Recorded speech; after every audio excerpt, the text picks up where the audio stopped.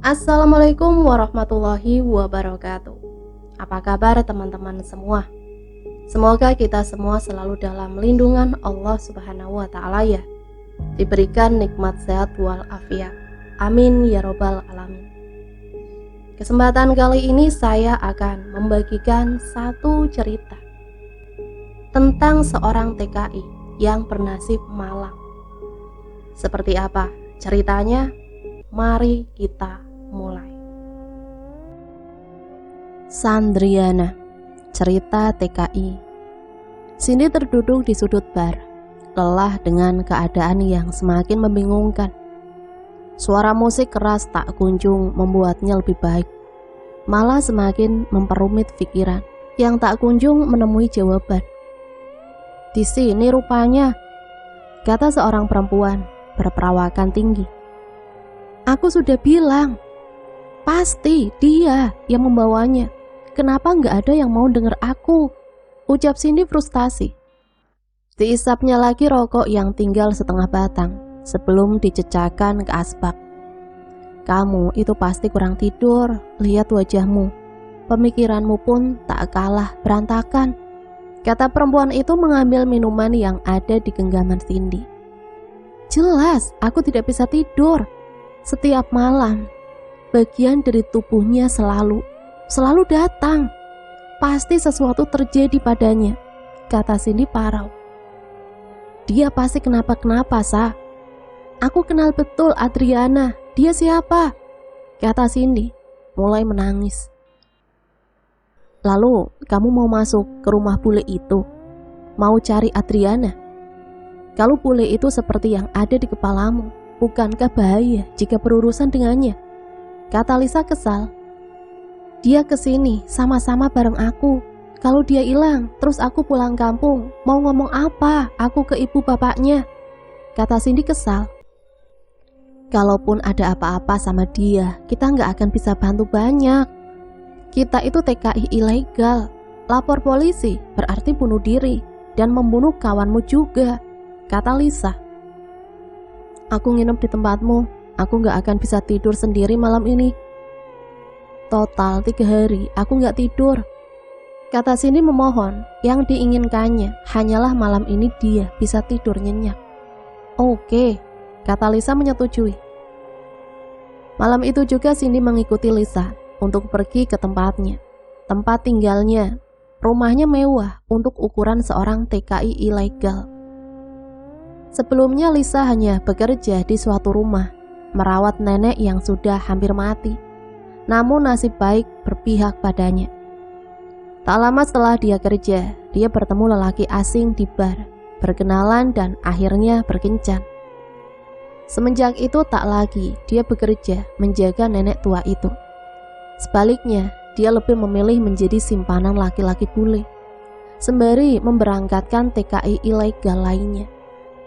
Tergiur dengan nasib baik Lisa, Adriana ingin mengikuti jejak dia. Namun tak semulus Lisa. Seringkali Adriana mendapatkan perlakuan tidak baik. Cindy sendiri sering melihat memar di tangan, punggung, mulut, dan masih banyak lagi. Dan yang paling parah saat Adriana hamil. Waktu itu hujan deras, dia datang dan menceritakan ingin lapor ke polisi. Saat itu Adriana sangat kalut dan ingin segera mendapat kejelasan. Namun setelah menceritakan itulah Adriana tak terlihat lagi. Sudah seminggu tepatnya. Kamu tidur di sini ya, aku masih mau keluar menemani Max, kata Lisa setelah membukakan pintunya. Jangan lama-lama, kata Cindy resah.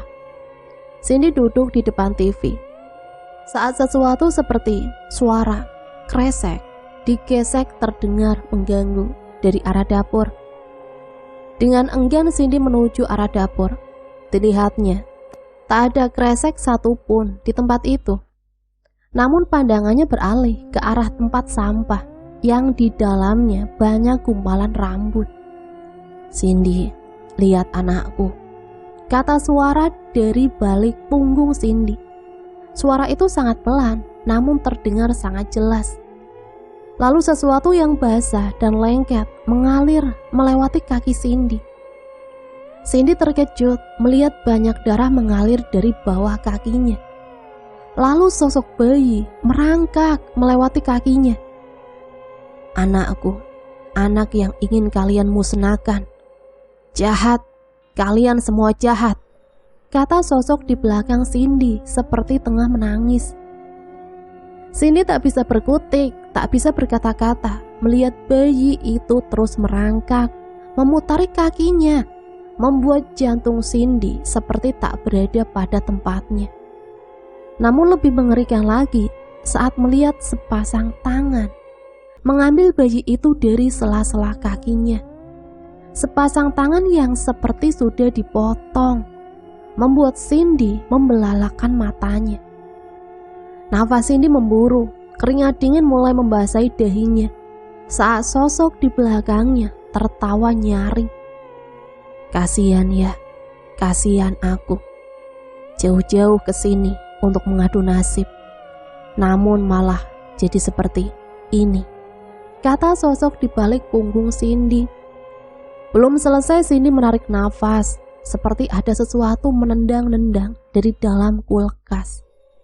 Semakin dibiarkan, suara itu semakin keras, semakin membuat jantung Cindy semakin tak karuan. Dengan tangan bergetar, Cindy membuka kulkas itu. Hingga sesuatu jatuh, menggelinding saat dibukanya kulkas itu, berhenti pada sela-sela kakinya. Cindy berteriak saat yang terjatuh dari kulkas itu adalah sebuah kepala. Sedang kepala itu sendiri tengah melotot ke arahnya dengan mulut yang menyeringai bersimbah darah. Tawa kepala itu semakin menatapnya. "Sin, kenapa Sin?" tanya Lisa panik. Nafas Cindy masih memburu saat Lisa berhasil membangunkan Cindy dari mimpi buruknya. "Kenapa?" tanya Lisa kesal. "Adriana datang lagi," kata Cindy terisak. Tiba-tiba pintu tertutup dengan sendirinya, sangat kencang. Mereka berdua terkejut dengan pintu yang terbanting keras. Semakin difikirkan, semakin dia akan datang. "Dia datang dari sini, kata Lisa sembari menunjuk kepala Cindy, mengartikan jika Adriana datang melalui pikirannya. "Jangan bilang kamu," kata Lisa sembari memelototkan matanya. Cindy paham, tak dilanjutkannya lagi pertanyaan yang hendak dia utarakan. Hari ini Cindy terjaga, Lisa pun sama. Dua-duanya saling menghabiskan malam dengan hening. Hingga saat matahari mulai muncul, Lisa mengatakan sesuatu. Aku pun memimpikan dia. Cindy menatap Lisa dengan tatapan ingin tahu. "Aku pun 3 hari ini tak bisa tidur, sama sepertimu. Namun sekali lagi kita tak bisa berbuat banyak. Jika polisi tahu kita TKI ilegal, bagus kalau hanya dipulangkan. Tapi kalau sampai di penjara di tanah orang rumah mau makan apa? Kita tulang punggung keluarga. Sebaiknya itu yang selalu kita ingat-ingat," kata Lisa parau. Cindy mengerti, memang susah di posisi ini. Namun jika terus-terusan Adriana datang dengan segala kengeriannya di setiap malam, dan baru Lisa tidur saat pagi tiba, dirinya akan bertahan berapa lama? Tanya Cindy dalam hati. Sebelum akhirnya mencoba tidur saat cahaya matahari menembus jendela, disusul Lisa yang ikut merebahkan diri. "Tolong Cindy, tolong aku." Adriana berjalan terseok-seok, melewati sebuah lorong yang sangat panjang dan seperti tak berujung dengan banyak cabang. Seseorang dengan masker dan juga jaket berwarna hitam mengikutinya dari belakang. Orang itu berjalan pelan, padahal jika mau berlari sedikit, pasti Adriana akan tertangkap. Namun bukannya mengejar, orang itu seperti menikmati kesakitan Adriana. Adriana tampak lusuh, dengan darah yang mengalir dari selah-selah kakinya. Sampai saat Adriana di ujung lorong, Adriana merintih, perutnya sakit, badannya lemas, namun dalam hatinya dia tak ingin mati. Orang itu menarik rambut Adriana kasar, menyeretnya ke sebuah ruangan berbau anyir. Lalu diikatnya tangan dan kaki Adriana pada sebuah tempat tidur. Tempat tidur yang sama persis dengan tempat tidur di rumah sakit. Setelah semua terikat, sinar terang menyilaukan mata Adriana. Dan sebilah pisau mulai menyayat perutnya, sedikit demi sedikit. Dirasanya kesakitan yang teramat sangat, dan bau anyir yang sedari dia hirup kalah dengan bau anyir darahnya sendiri. "Tolong, jangan, sakit," kata Adriana tak sanggup saat pisau itu mulai membelah badannya. Sayup-sayup rasa sakit yang teramat sangat itu hilang, berbarengan dengan bayangan yang semakin gelap. "Akan kubalas," kata Adriana lemas, sampai akhirnya tak sadarkan diri. Namun bukannya berhenti, orang itu semakin lihai memainkan pisaunya. Badan Adriana habis tersayat. Setelah mengambil sesuatu dari badan Adriana, orang itu mulai mengambil pisau yang lebih besar. Dipotongnya bagian kaki, bagian tangan, bagian perut, sampai pada saat orang itu menarik kepala Adriana. "Temukan orangnya," kata Adriana melotot. Cindy berteriak. Cindy memegang kepalanya dengan wajah yang frustasi. "Ah, beneran bisa gila," kata Cindy keras. Ditatapnya Lisa yang tengah tertidur pulas.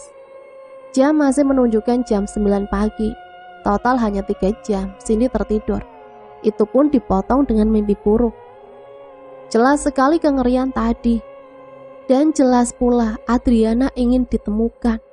Namun clue yang Cindy dapatkan sangat minim.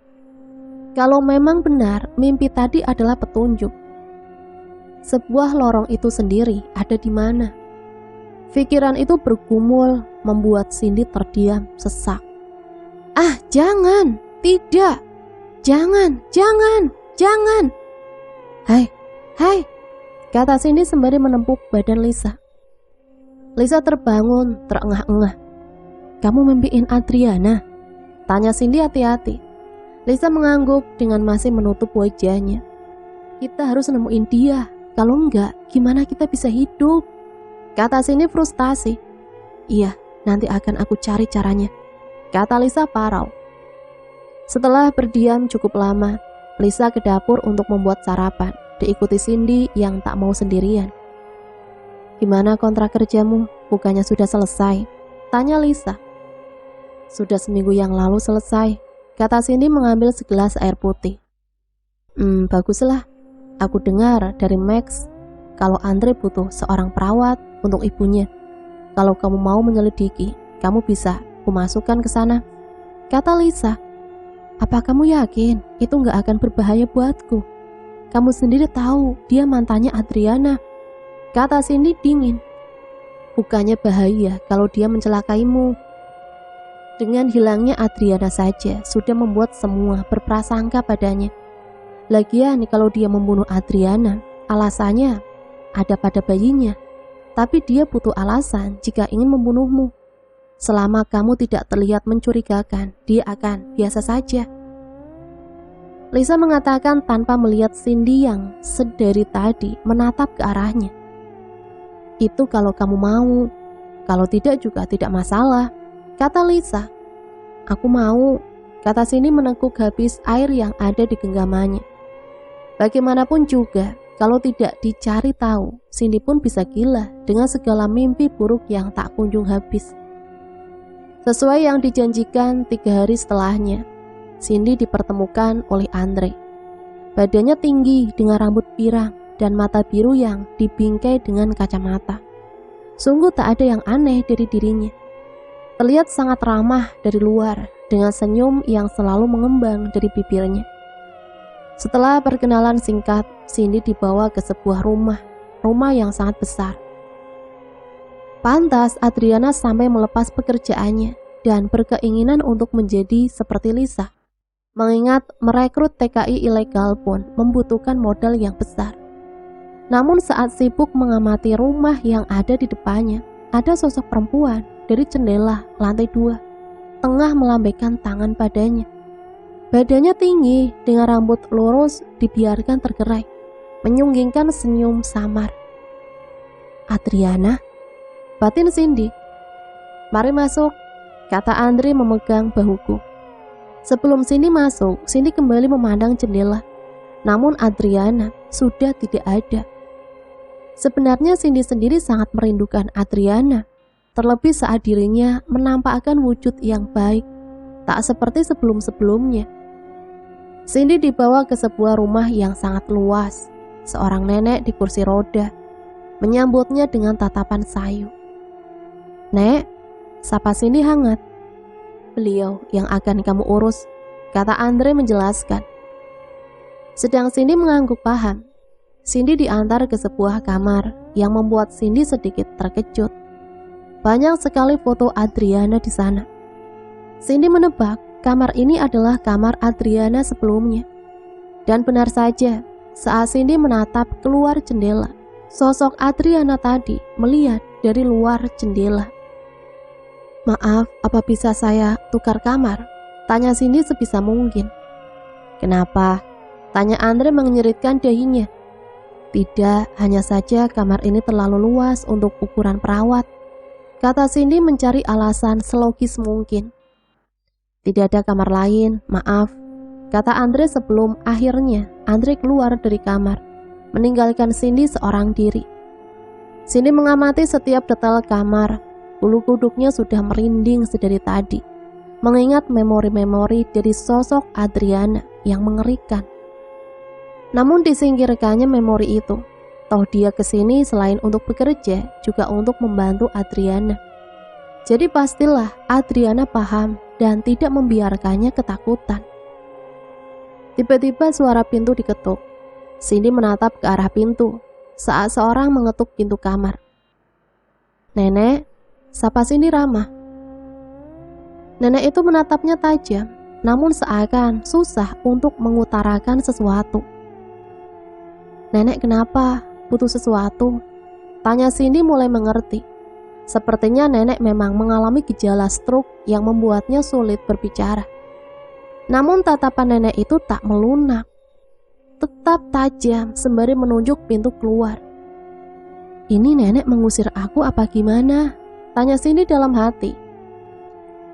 "Nenek mau jalan-jalan keluar ya?" tanya Cindy. Namun tatapan nenek itu seperti kesal dan tangannya terus saja menunjuk ke arah pintu. "Nenek mau aku pergi ya?" tanya Cindy, lalu nenek mengangguk. "Tak ada yang boleh pergi dari rumah ini," kata Andre tajam. Cindy mundur sedikit karena terkejut dengan perkataan tajam barusan. "Maaf, maksud saya ibu jangan diajak keluar. Dan sebaiknya kamu juga tidak keluar rumah agar bisa fokus mengontrol ibu," kata Andre merubah mimik mukanya menjadi sangat ramah. Namun perubahan yang sangat cepat bukannya membuat Cindy lebih baik, malah membuat Cindy merasa takut. Jelas sekali orang ini sangat berbahaya. "Iya pak, saya akan menjaga ibu sebaik mungkin," kata Cindy mencoba setenang mungkin. "Sebaiknya kamu beristirahat, saya mau menghabiskan waktu dengan ibu saya dulu. Nanti giliran kamu yang menjaga. Nanti saya ada urusan sampai malam," kata Andre mendorong kursi roda menjauh dari kamar. Setelah Andre menjauh dari kamar, Cindy terduduk di kasur, lemas menahan badannya yang bergetar karena ketakutan. Lalu merasakan sesuatu duduk di sebelahnya. "Ini belum apa-apa, Sin. Aku pun juga mengalami lebih dari yang kamu rasakan," kata seseorang dengan suara yang sangat familiar. "Kalau kamu mau dibantu, kenapa kamu gak langsung ngomong? Kenapa membingungkan aku? Kenapa membuatnya seakan rumit?" kata Cindy dengan menutup mukanya, enggan melihat ke arah Adriana. "Karena yang bisa ku beritahu hanyalah ingatan terakhir. Maaf," kata Adriana. "Selebihnya, wujudmu yang menyeramkan itu?" tanya Cindy ikut sedih.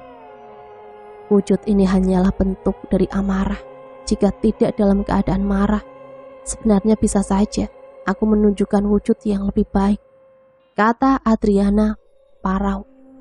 Seperti sekarang? Tanya Cindy dengan masih menutup mata. Iya.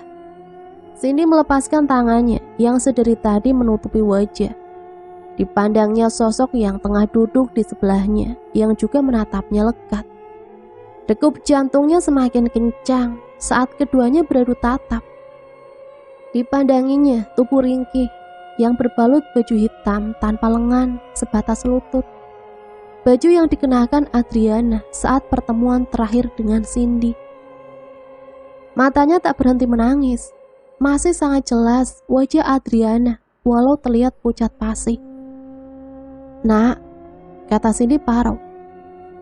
Aku hanya ingin pulang, Sin. Aku ingin keluarga aku tahu. Aku ingin didoakan. Tolong aku, kata Adriana menangis. Cindy yang mendengar juga tak kalah tersayat hatinya melihat sahabatnya bernasib sedemikian rupa. Anakku pun, aku ingin orang tuaku tahu, kata Adriana. Cindy mengangguk, tak kuat melihat sahabat seperjuangannya semenderita ini. Akan kuusahakan apa yang aku bisa agar kamu tenang, kata Cindy meyakinkan. Terima kasih, kata Adriana lambat laun menghilang. Setelah Adriana menghilang, Cindy merebahkan kepalanya. Saat badannya hendak terlelap, sesuatu terjatuh di atas kepalanya. Ah sial, kata Cindy mengerutkan keningnya. Ditatapnya sesuatu yang sempat menghantam kepalanya. Buku itu berwarna hitam dengan sampul bertuliskan Adriana dan Sandi. Sandi? Tanya Cindy dalam hati. Dibukanya buku itu perlahan.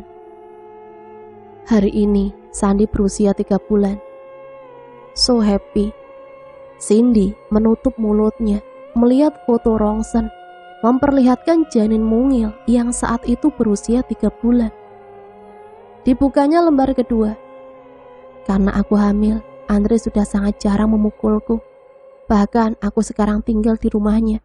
Sabar sayang, mama sedang berjuang. Cindy menitikkan air mata, tak kuasa membayangkan apa yang terjadi setelah ini. Dibukanya lembar ketiga. Aku sangat senang saat Andre ingin memberiku hadiah. Padahal waktu itu aku tengah berdebat panjang, memintanya untuk memberi kejelasan dan meminta berpisah dengan istrinya. Kukira dia mengabaikan keinginanku, sampai suatu kotak diberikan padaku. Kotak yang berisi 2 bola mata berwarna biru. Dia tersenyum senang, mengatakan kalau dirinya sudah berpisah selamanya dengan istrinya. Tapi bagiku, dia gila. Cindy menggigit bibir bawahnya, merasakan kengerian yang amat sangat. Dibukanya lembar ketiga. Aku merasa sedang tidak baik-baik saja. Aku baru saja ke ruangan kerja Andre. Pantas saja dia tak pernah mengizinkanku. Ruangan kerjanya sangat mengerikan. Aku bukan tidak tahu kalau dirinya seorang dokter, namun aku tak pernah berpikir dia akan menyimpan semua foto pasiennya dengan luka-luka yang menganga. Dan aku berhasil mendapatkan ini. Ditatapnya sebuah kartu yang bertuliskan teka-teki silang. Patung kepala kuda, nenek tua, ruang gelap di dalam ruang gelap. Dibukanya lembar keempat. Aku berhasil menemukan cluenya. Baunya sangat anyir. Ruangannya gelap dengan cabang di setiap lorongnya. Banyak mayat tanpa mata. Badannya dikoyak habis, kepalanya hilang, dan sebagian digantung. Aku ketahuan. Halaman kelima. Aku dipukul, aku ditendang, aku melindungi perutku, aku meringkuk supaya Sandi aman. Halaman keenam. Aku berhasil kabur, aku menemui Cindy temanku, tapi aku tak bisa menceritakan keseluruhan karena aku mencintai Andre. Waktu itu aku hanya ingin pulang ke rumah, tapi Cindy tak bisa membantuku. Cindy kembali menangis, dadanya sesak. Andai saja dia bisa membantu. Halaman ketujuh. Aku menemui Lisa. Dia meneriakiku, mengatakan aku bodoh, dan mengatakan dia tidak bisa membantu banyak. Tapi bukannya memulangkanku ke rumah orang tuaku, dia menelpon Andre dan Andre membawaku kembali ke rumah. Halaman ke-8. Siapapun yang baca ini, tolong aku Sandi. Di lembar lain, Cindy menemukan kartu nama, dan di lembar lainnya lagi sudah tak terisi. Cindy menggigit bibir bawahnya, memikirkan clue yang ada di kertas. Mengingat di lembar demi lembar Adriana tidak memberikan informasi bagaimana dia memecahkan clue tersebut. Dimasukkannya buku itu ke tas selempang milik Cindy. Dia tahu nantinya semua itu pasti berguna. "Suster," kata seseorang memanggil dari lantai bawah. "Iya pak," kata Cindy dengan jantung yang berdegup. Cindy berlari menuju lantai bawah. "Tolong ibu dimandikan, saya ada urusan dan akan pulang sangat larut malam. Atau mungkin tidak pulang. Tutup semua jendela dan kunci, dan jangan sampai keluar dari rumah ini," kata Andre tajam. Iya pak," kata Cindy menunduk. Setelah Andre pergi, Cindy menutup pintu, mendorong nenek ke sebuah kamar yang sudah ditunjukkan oleh Andre. Kamarnya sangat luas dengan gaya klasik yang sangat kental. Banyak patung-patung kecil, juga tulisan-tulisan Cina di dinding kamar. "Mandi dulu ya nek," tanya Cindy melepas baju nenek. Nenek mengangguk pelan. Setelahnya didorongnya nenek ke kamar mandi dekat kamar. Setelah memasukkan nenek ke bathtub, Cindy pergi dari kamar mandi untuk mempersiapkan baju. Namun saat sampai di depan lemari, mata Cindy terfokus pada sebuah patung kepala kuda, mengingatkan pada clue yang tadinya ada di buku. Diambilnya kepala itu, dan benar saja di bawah patung itu terdapat sebuah kunci dan selembar kertas. Nenek tua, dia tidak berbicara, berada di sebuah ruangan, dan selalu menatapmu tajam. Cindy mengernyitkan dahinya, memikirkan maksud kalimat yang berada di kertas itu. Tiba-tiba terdengar suara nenek. "Ah, iya nek, sebentar," kata Cindy memasukkan kertas dan kunci itu ke dalam sakunya. Setelah selesai menggantikan baju nenek, Cindy membawa nenek ke ruang makan. Namun pikirannya berkecamuk. Perasaan nenek biasa saja, dia menatapku tajam hanya sesekali. Dan beliau tidak selalu berada di dalam ruangan, tanya Cindy di dalam hati.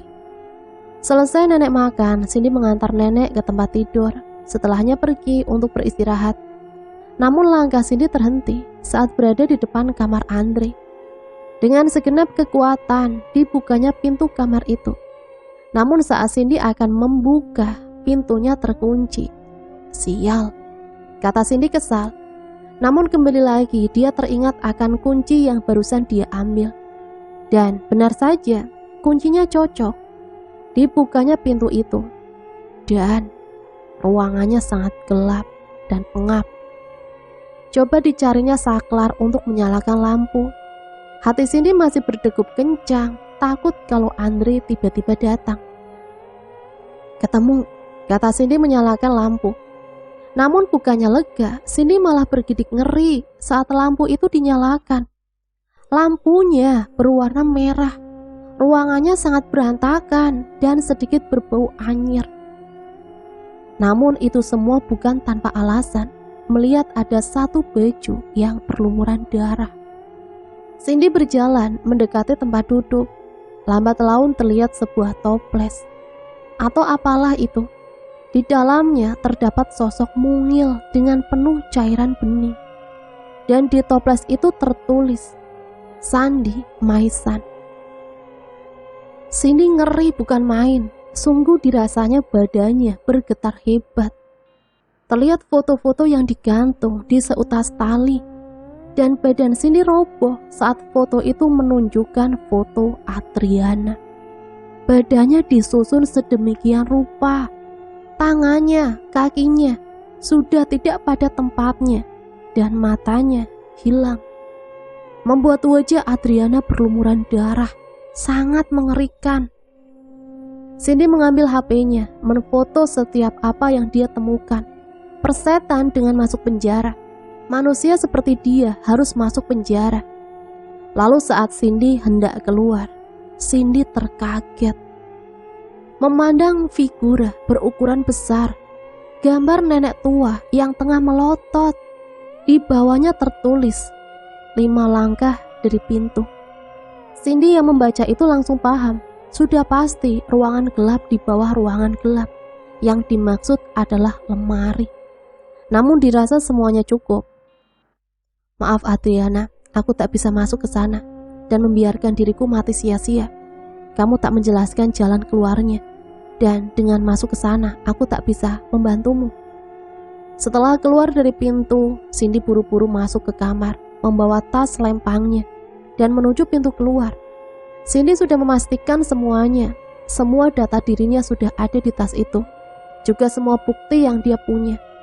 Saat di seperempat jalan, Cindy teringat kata Adriana saat dia meminta bantuan kepada Lisa. Enggan dilaporkan ke Andre, Cindy meminta taksi berhenti. Cindy duduk di depan kios, lalu kembali teringat kartu nama. Cindy berpikir mungkin saja Adriana ingin ke sini, namun belum kesampaian. Akhirnya tanpa menunggu lama, Cindy menuju alamat tersebut. Rumahnya sangat besar, membuat Cindy sedikit ketakutan, namun dibulatkan tekadnya. Cindy memasuki rumah itu, mengetuknya pelan. Setelah beberapa kali mengetuk pintu, seorang perempuan berusia sekitar 50-an membuka pintu itu. Pandangannya menaruh tanya, namun akhirnya mempersilahkan Cindy masuk. Maaf, ada keperluan apa ya? Tanya perempuan itu. Maaf, apa Anda mengenal Adriana? Tanya Cindy pelan. Perlahan mimik wajah perempuan itu berubah. Apa sesuatu terjadi padanya? Tanya perempuan itu. Cindy tidak menjawab, namun menyodorkan sebuah buku dan HP-nya. Perempuan itu terkejut, namun ditenangkan hatinya agar suaranya tak bergetar.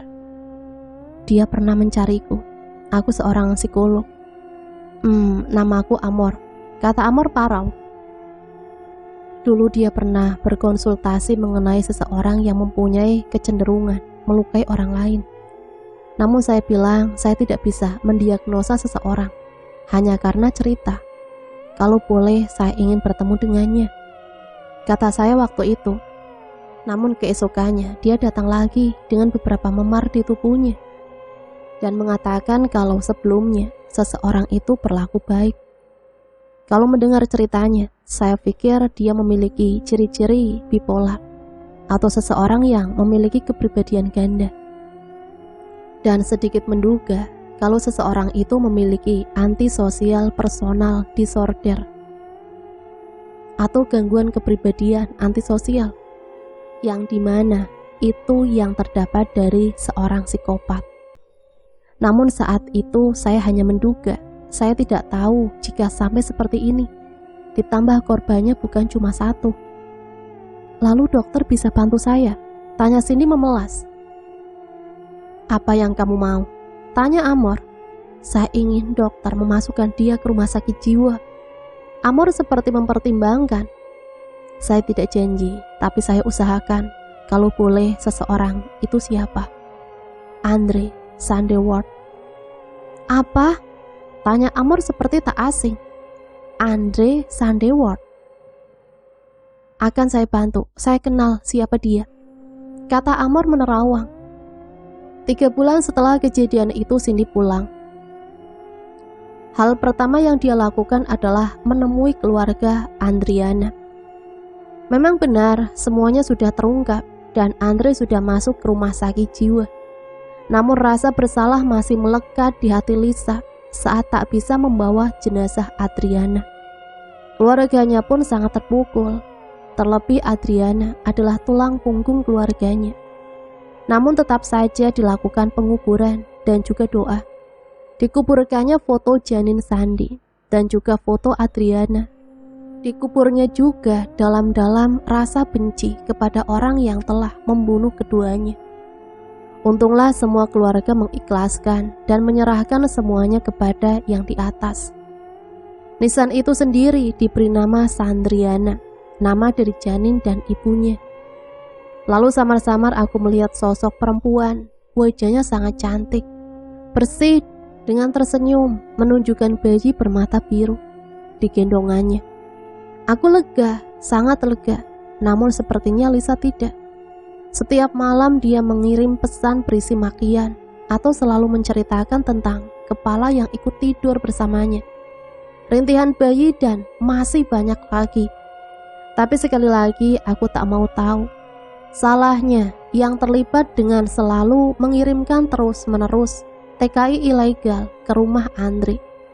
Kalau saja Cindy bertahan lebih lama, sudah pasti dia akan jadi yang berikutnya. Kini Cindy menutup kisah itu dalam-dalam dan membuka lembaran baru dan terus mendoakan Adriana. Itulah satu cerita tragis yang bisa saya bagikan. Ngeri banget ya. Semoga kita selalu dalam lindungan Allah Subhanahu wa Ta'ala ya, dijauhkan dari orang-orang yang seperti itu. Sampai di sini saya pamit undur diri, mohon maaf apabila banyak salah kata. Sampai berjumpa kembali di cerita-cerita selanjutnya. Matur suwun, wassalamualaikum warahmatullahi wabarakatuh.